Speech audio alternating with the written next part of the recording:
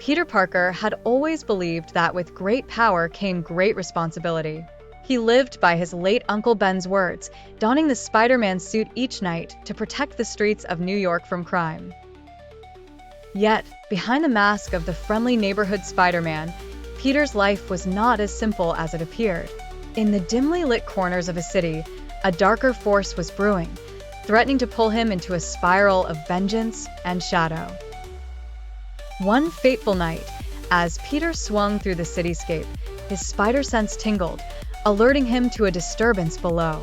Landing silently on a rooftop, he peered down to see a group of heavily armed men surrounding a familiar figure, Felicia Hardy, also known as the Black Cat, chained and battered. Peter's heart raced. He had developed a complicated relationship with Felicia, torn between trust and betrayal. The leader of the gang snarled, "Spider-Man will come for her eventually, and when he does, we'll be ready." Peter knew he had to act fast. Disguising his voice, he radioed for police backup before descending into the chaos. As he battled the thugs, memories of every time he had spared a criminal in hopes of their reform flashed through his mind. What if he had been wrong? What if mercy had only empowered those who did evil? The fight was brutal.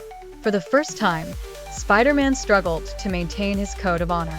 The tipping point came when the gang leader, realizing defeat, aimed a gun at Felicia's head. Enough! Peter's voice trembled with rage, the balance between hero and avenger tilting dangerously. Without a thought, he webbed the gun out of the man's hand and struck him harder than he ever had before.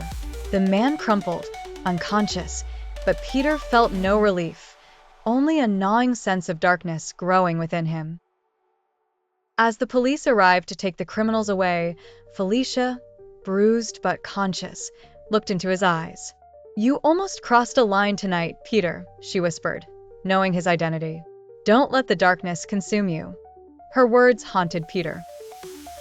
The next few weeks saw a change in him. His punches were harder, his quips less frequent. Friends like Mary Jane and Aunt May noticed his growing distance, concerned but unable to pierce the veil of his secrecy. One night, while brooding on a rooftop, Peter encountered a figure draped in black, a twisted version of himself. It was Venom, the symbiote with which he had once merged, forgotten but not vanquished. "We are alike, Parker," Venom hissed. "Embrace the darkness. It gives you true power." Peter stood at a crossroads. The darkness he felt was tempting, offering an easy path to end crime once and for all. But he remembered Uncle Ben's wisdom and Felicia's warning. With great effort, he fought off the allure of the symbiote and vowed to maintain his moral compass, even if it meant enduring the internal struggle. New York needed Spider-Man's light, not his shadow. Peter carried on, his heart heavy but resolute, forever changed by his brush with the darkness, yet steadfast in his role as a hero.